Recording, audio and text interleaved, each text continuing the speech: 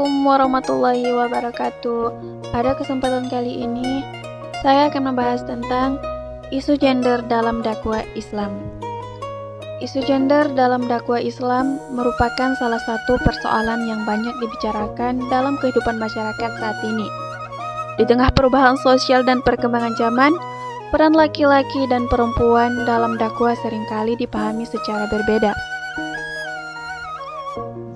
Islam sebagai agama rahmatul lil alamin hadir membawa nilai keadilan, kemanusiaan, dan penghormatan terhadap martabat setiap insan.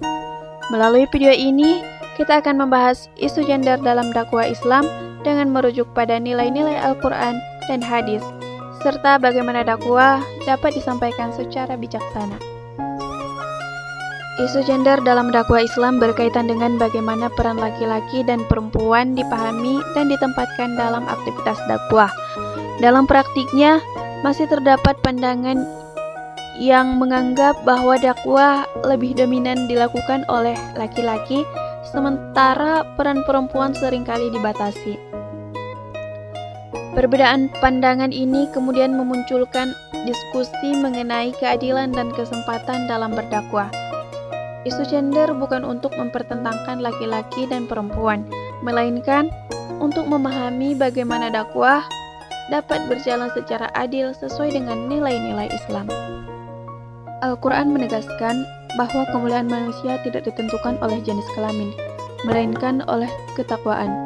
Dalam surah Al-Hujurat ayat 13, Allah menyatakan bahwa yang paling mulia di sisinya adalah yang paling bertakwa.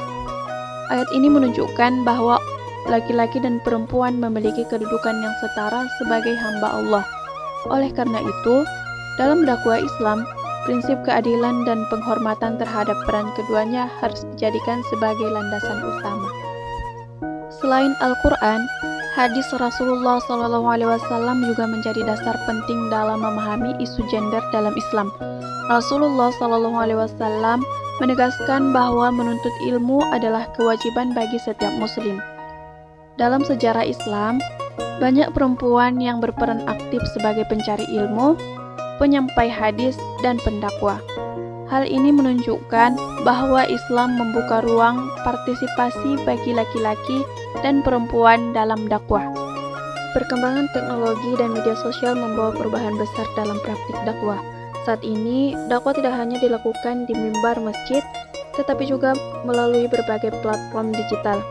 Dalam konteks ini, perempuan memiliki ruang yang semakin luas untuk berperan dalam dakwah.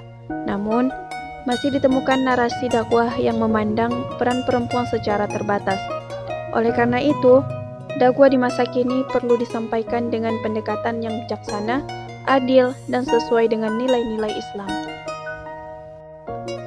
Isu gender dalam dakwah Islam bukanlah untuk mempertentangkan peran laki-laki dan perempuan, melainkan untuk menegaskan nilai keadilan dan penghormatan terhadap martabat manusia.